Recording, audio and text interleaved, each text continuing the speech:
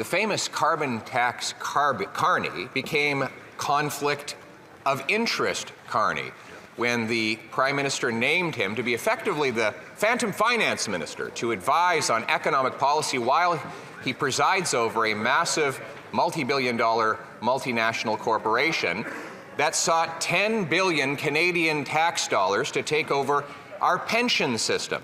He's got a $2 billion loan for a friend, and now we learn that the economic task force he heads up has only one person. Isn't he a walking, talking conflict of interest? Yeah. Mr. Speaker, on this side of the House, we are glad to get economic advice from smart former Canadian central bankers like Mark Carney and like Steve Pelosi, who is doing some great work advising us on how to encourage Canadian pension funds to invest more in Canada.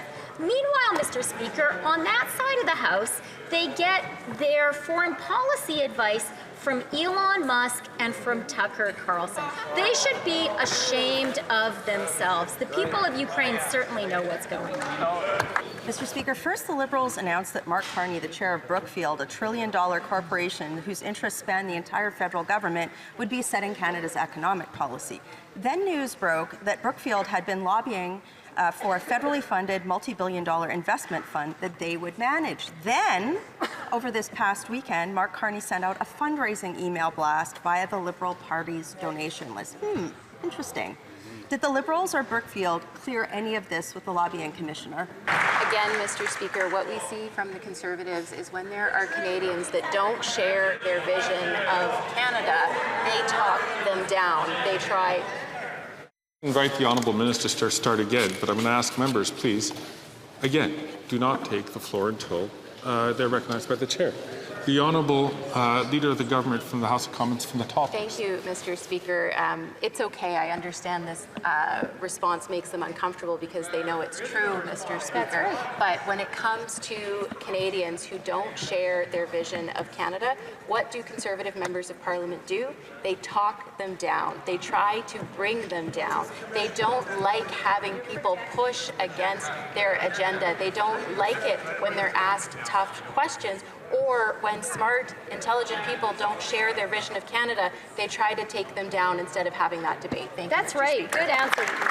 Grifols, a big pharma company, recently gained approval from Canadian Blood Services, which is regulated by the Liberal government, to acquire Canadian plasma resources, a critical source of blood products for Canadians. But this summer, reports said that under this contract, Canadian blood plasma products could be sold abroad for profit by Grifols, something that could jeopardize supply in Canada. Guess which company has been in takeover talks with Grifols this whole time? Brookfield. Is that why the Liberals didn't clear Carney with the lobbying commissioner? Speaker, Canada is known everywhere in the world as being absolutely one of the best jurisdictions to manage blood supply, and that is something that we are absolutely committed to continuing. I think that casting aspersions and trying to manufacture things is something we're used to on the other side, but that reputation that we've won hard-earned to make sure that when Canadians need blood that it's there for them and it's there for them safely is something that we're going to continue unabated to be committed to.